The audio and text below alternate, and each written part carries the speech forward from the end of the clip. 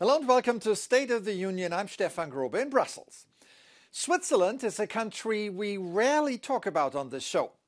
The Confederacy is not a member of the EU, but it ranks highest in the politically stable, well-governed and high ethical standards metrics. And it appears among the top 5 nations under the Sustainable Future metric. The last reputation, though, took a heavy blow this week. The European Court of Human Rights ruled that Swiss authorities are responsible for not implementing efficient climate policies and thus violating the right to life of its people. The judgment doesn't include any sanctions, but sets an important precedent that will likely reverberate across future lawsuits. The reaction of the Swiss government was rather, well, meek. Sehr wichtig für die Schweiz ist Biodiversität, sehr wichtig für die Schweiz ist Netto-Null-Ziel sehr wichtig. Wir arbeiten daran und werden auch in Zukunft mit aller Kraft daran weiterarbeiten. Da ändert dieses Urteil nichts. The ruling of the court is binding, meaning Switzerland must act. If Bern did, it would add enormous credibility to the democratic system. Gaining democratic credibility was also on the EU agenda this week. To ensure transparency and fairness of the upcoming European elections, almost all political groups in the parliament signed a code of conduct. The signatories especially pledged not to produce, use or disseminate misleading content, generated, for example, by artificial intelligence. Brussels praised the code of conduct as an important means to fight against the high level of public distrust in the European institutions. Something is rotten in Brussels. I heard it from many places. I think that we have to proactively do something against this feeling of people that, it makes no sense to go to elect because the system is dirty. The system is not dirty. And right on cue, the system showed that it can produce meaningful results.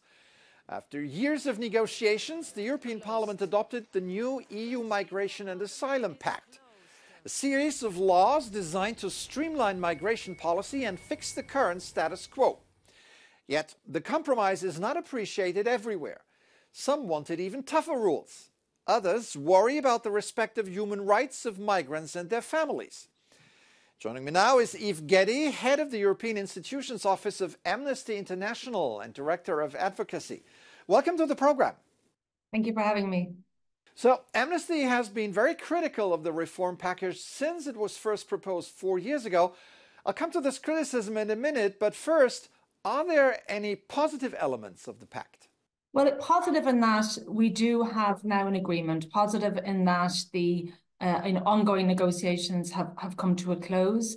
But in terms of the technical detail of the agreement, for us, this is not at all positive. What we have really here is a downgrading of asylum law.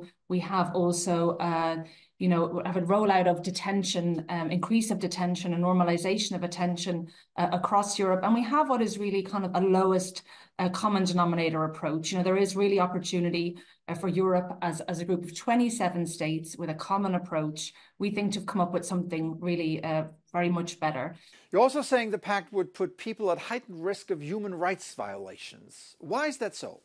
Exactly, because what we're seeing also is with this pact that there's going to be less legal support for people when they arrive. They'll be put through an accelerated procedure. And with this pact, EU member states have created this legal fiction of non-entry so that a person can be on European territory physically, but actually denied by the pact the protections and rights which align with that. That's also something for us very concerning, even beyond migration, just for rule of law and human rights in Europe more generally. Yet the defenders of the reform consider it a fair improvement between far-right obstructionism and far-left fantasy solutions. Where do you come down on this?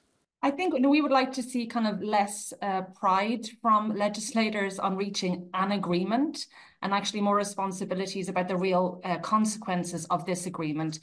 For us, it will really not do anything to improve Europe's common response to migration and protect all peoples at borders. We've long been calling on the EU institutions and member states to move away from short-term political interests, which sideline human rights, and really look to like a longer-term future-proof facility. Again, there are a lot of criticisms on both sides. Now, worldwide, more than 110 million people are forcibly displaced. What can we expect when the pact comes into force in 2026?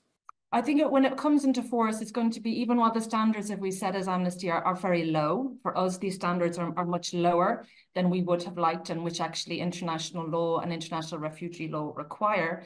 It is important, I think, that the Commission starts also enforcing the standards that it has in place. It's not that we've come to 2024 with no EU standards or international standards. We have those, but what we have is member states opting in and opting out and flagrantly often violating these standards. So a key thing for us will be enforcement, accountability for standards that do exist. All right, Eve Getty, head of the European Institutions Office of Amnesty International. Thank you for your insights. Thank you for having me. We started the show with Switzerland, and we're going to end it with Switzerland. In Geneva, watchmakers are once again showcasing their most luxurious and spectacular creations at the Watches and Wonders Fair.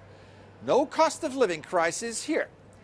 Industry sources say consumers are still willing to spend between 1,000 and 3,000 euro for a Swiss watch. But that kind of money is not remotely enough to buy the biggest or the thinnest watches on display. Or how about the most accurate moon phase watch ever produced? The watch, called Portuguese Eternal Calendar, automatically accounts for leap years. This means it will only deviate by 1 day over 45 million years. Well, would you have the patience to check? For up to 50,000 euros, you could be one with eternity. That's it for this edition. I'm Stefan Grobe. Thank you for watching. Have an excellent week.